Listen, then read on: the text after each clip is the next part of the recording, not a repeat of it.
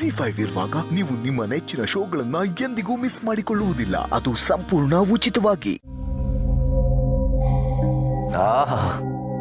ಎಂಥ ರೂಮು ಹಾಗೆ ಮಲ್ಕೊಂಡೇ ಇರೋಣ. ನನ್ನ ರೂಮಿಗೆ ಬರೋದಕ್ಕೆ ಯಾರೋ ನನಗೆ ಪರ್ಮಿಷನ್ ಕೊಟ್ಟಿದ್ದು?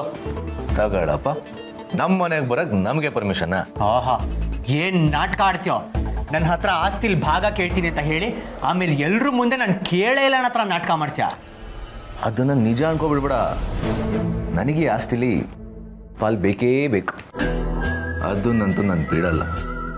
ಸದ್ಯಕ್ಕೆ ಕಾರಲ್ಲಿರೋ ಫೈಲ್ನ ಒಳಗಿಡುವಂತ ನಿಮ್ಮ ಚಿಕ್ಕ ಅಮ್ಮ, ಅದೇ ನಮ್ಮ ಚಿಕ್ಕಮ್ಮ ಕೊಟ್ರು, ಅದಕ್ಕೆ ಒಳಗೆ ಬಂದೆ ಅಷ್ಟೆ. ನೋಡು ಎಷ್ಟು ಫೇಕ್ ಆಗ್ಬಿಟ್ಟೆ ನೀನು. ಎಲ್ಲ ನಿಮ್ಮ ಸಾವಾಸ ದೇವರು. ನನ್ನೇ ಬಕರ ಮಾಡಕ್ ಬಂದಿದ್ಯಾ? ಸಾಲ್ದು ಅಂತ ಆಸ್ತಿಲ್ ಪಾಲ್ ಬೇರೆ ಕೇಳ್ತಿದ್ಯಾ? ಬರೀ ಪಾಲಲ್ಲ, ಈ ಆಸ್ತಿಲಿ ಎಷ್ಟೇ ಪಾಲಾದ್ರೂ ನಮಗೂ ಒಂದು ಪಾಲಂತೂ ಪಕ್ಕ. ಅಷ್ಟೇ ಅಲ್ಲ, ಈ ಮನೇಲೇನಾದ್ರೂ ಪಾಲಾದ್ರೆ ನಮಗೆ ಇದೇ ರೂಮ್ ಬೇಕು. ತೆಗೆದು ಬಾರಿಸ್ಬಿಡ್ತೀನಿ. ಆಸೆ ಇರಬೇಕು, ಆದ್ರೆ ಈ ತರ ದುರಾಸೆ ಇರಬಾರ್ದು.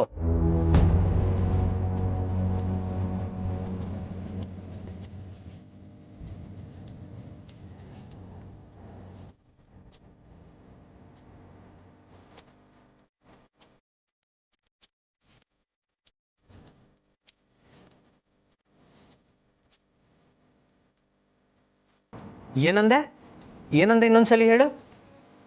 ನೀನು ಕೇಳಿದ್ರೆ ಒಂದ್ಸಲಿ ಏನು 100 ಸಲ ಬೇಕಾದ್ರೆ ಹೇಳ್ತೀನಿ. ಯಾವನ್ಗೋ ಬೇಕು ನಿನ್ನ ಆಸ್ತಿ? ಯಾವನಿಗೆ ಬೇಕು? ನಮ್ಗಲ್ಲ. ನಮ್ಮನೇಲಿ ನಾಯಿ ಇದ್ದಿದ್ರು ಅದಕ್ಕೂ ಬೇಕಾಗಿಲ್ಲ.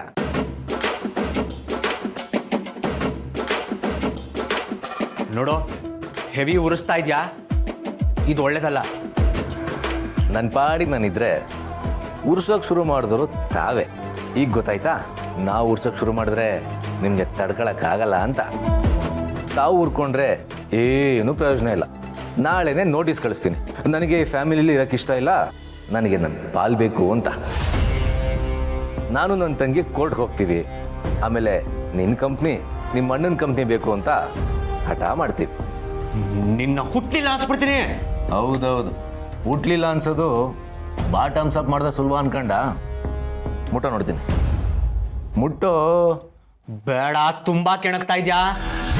ಆಯ್ತು, ಸುಮ್ಮನೆ. ನೀನು ಹಣೆ ಬರ ನನಗೆ ಗೊತ್ತಿಲ್ವಾ? ಅಷ್ಟಿಲ್ಲದೆ ನಮ್ಮ ತಾತ ನಿನಗೆ ಉತ್ತರ ಕುಮಾರ ಅಂತ ಹೆಸರಿಟ್ರ. ನೆನ್ಪಿಡ್ಕೊ, ಕೆಟ್ಟವನಾಗಲೇಬೇಕು ಅಂತ ಡಿಸೈಡ್ ಮಾಡಿದ್ರೆ ನಿನಗಿಂತ 10 ಪಟ್ಟು ಕೆಟ್ಟವನಾಗ್ತೀನಿ. ಆದರೆ ನನಗದು ಬೇಕಾಗಿಲ್ಲ. ನಿನಗೆ ಸ್ವಲ್ಪ ಶಾಕ್ ಕೊಡೋಣ ಅಂತ ಹಾಗೆ ಹೇಳಿದೆ ಅಷ್ಟೆ. ಆದರೆ ನಿನ್ನ ಆಸ್ತಿಲಿ ನನಗೆ ಒಂದು ಬಿಡಿಗಾಸು ಬೇಕಾಗಿಲ್ಲ. ಆದರೆ ಒಂದು ಕಂಡೀಷನ್.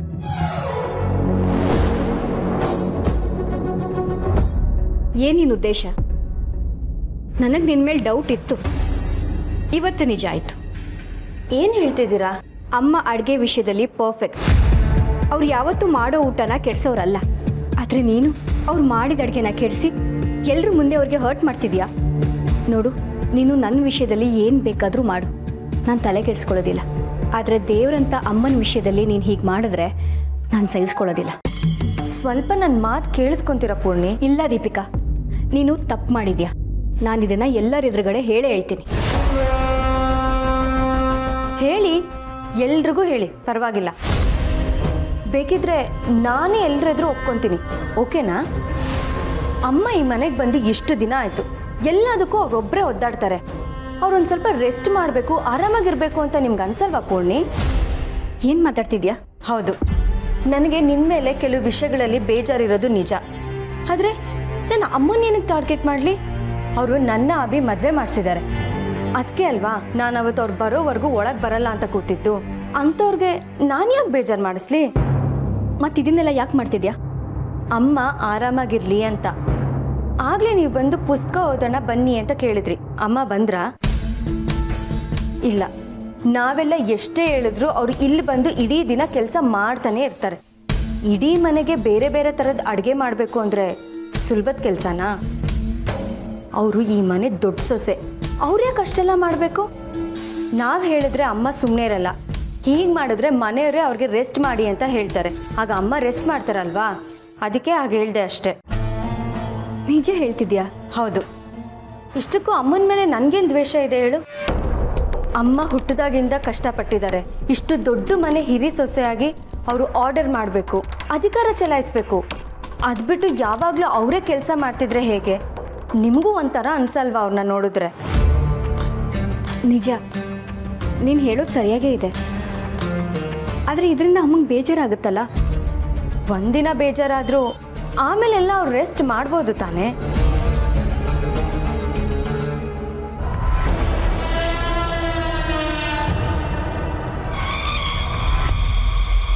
ಅದೇನು ಕಂಡೀಷನ್ ಅಂತ ಬೊಗಳು.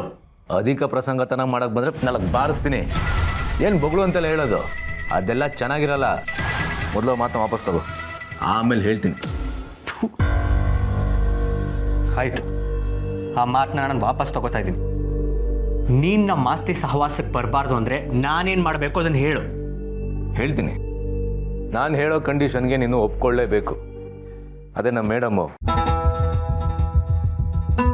ನಿಮ್ಮ ಹೊಸ ಅಮ್ಮ ಇದ್ದಾರಲ್ಲ, ಅವ್ರನ್ನ ಈ ಮನೇಲಿ ಚೆನ್ನಾಗಿ ನೋಡ್ಕೋಬೇಕು. ಚಿಕ್ಕ ವಯಸ್ಸಿಂದ ಅವರು ತುಂಬ ಕಷ್ಟಪಟ್ಟಿದ್ದಾರೆ.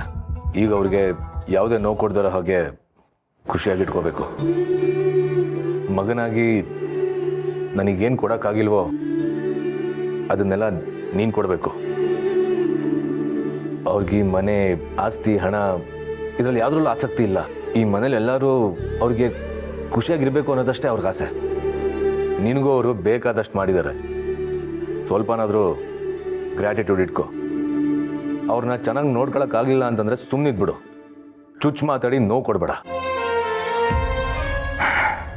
ಇಷ್ಟೇ ನನ್ನ ಕಂಡೀಷನ್. ಅಪ್ಪಿ ತಪ್ಪಿ ಏನಾದರೂ ಅವ್ರ ಕಣ್ಣಲ್ಲಿ ನೀರು ಹಾಕ್ಸಿದ್ದೇ ಆದರೆ ಗೊತ್ತಲ್ಲ ತಮ್ಮಯ್ಯ, ನಿನ್ನ ಪಾಲು, ನಿಮ್ಮ ಅಣ್ಣನ ಪಾಲು ಎಲ್ಲ ಸೇರಿ ದೋಚ್ಕೊಂಡು ಹೋಗ್ತೀನಿ. ನನಗಾದರೆ ಅಟ್ಲೀಸ್ಟ್ ಬಡತನದಲ್ಲಿ ಬದುಕಿ ಅಭ್ಯಾಸ ಇದೆ ತಮ್ಮ, ನಿಮಗಿಲ್ಲ. ಅಕಸ್ಮಾತ್ ನೀವೇನಾದರೂ ಬೀದಿಲಿ ಬಿದ್ದರೆ ನಿಮ್ಮ ಕತೆ ಏನು ಅಂತ ಯೋಚನೆ ಮಾಡಿದ್ಯಾ? So be careful. ನಮ್ಮ ಮೇಡಮ್ ನಿನ್ನ ಜವಾಬ್ದಾರಿ ಇನ್ಮೇಲೆ.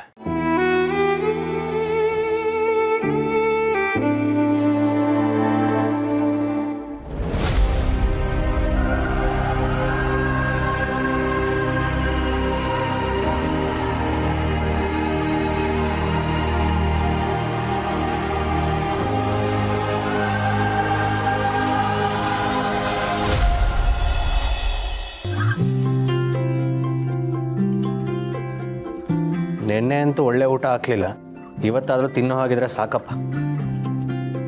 ಇವತ್ತೆಲ್ಲ ಸರಿಗಿರುತ್ತೆ. ನೆನ್ನೆ ಏನೋ ಕೈ ತಪ್ಪಿ ಜಾಸ್ತಿ ಬಿದ್ದೋಯ್ತು ಅನ್ಸುತ್ತೆ.